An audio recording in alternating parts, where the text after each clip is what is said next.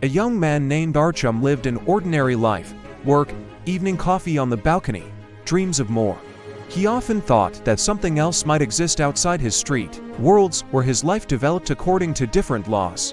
One evening, when the sky was overcast, he noticed a strange glow near the old door in the attic of the house, which was rented out for offices. There was an ordinary key by the door, on which small patterns were engraved, as if this place had already been known before him.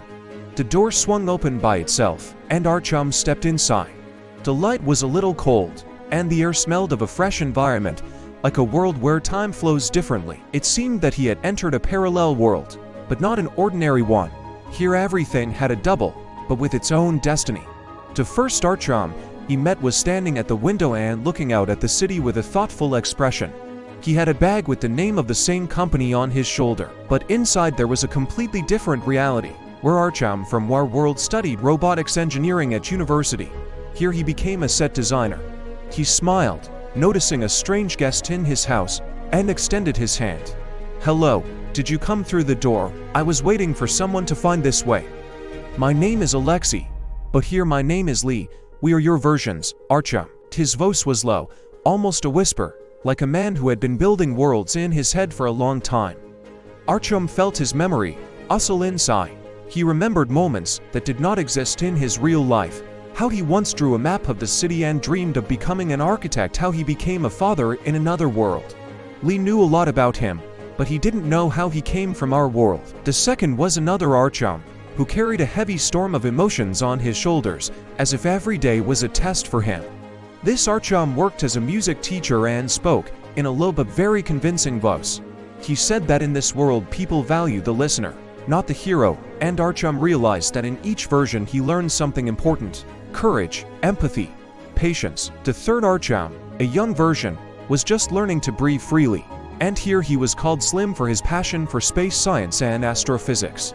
He talked about how he studies black holes and how important it is not to lose hope even when it seems that the universe cannot be explained. With this Artyom, he felt a special closeness to himself, a slight echo of the future that he could become.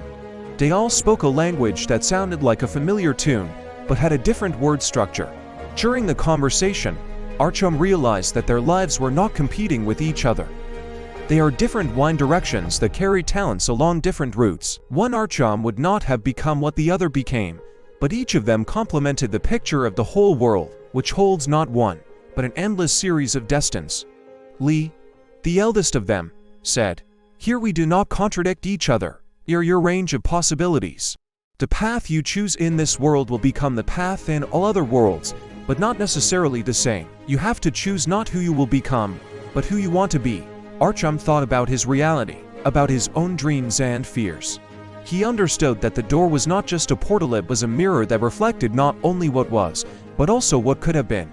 He saw how the small decisions he made every minute of his life were forming a huge mosaic. Conversations in this parallel world taught him not to be a slave to chance.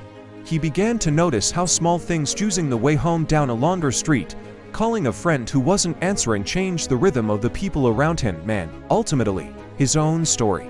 By evening, Artyom realized that he didn't have to stay in this world forever. The door could be a bridge, without which many destinies would not have found themselves. He took an old photo of his grandmother from the shelf, which looked like a photo from reality, and put it in his pocket like a talisman. At that moment, each of Artyom's versions stepped up to him to say goodbye. "Remember, you can come back," Lee said, "but don't forget that the path to yourself is not one door, but a whole corridor of possibilities." Artyom went back out through the door, which swung open in a flicker of light and closed behind him smoothly, like a curtain on a theater stage.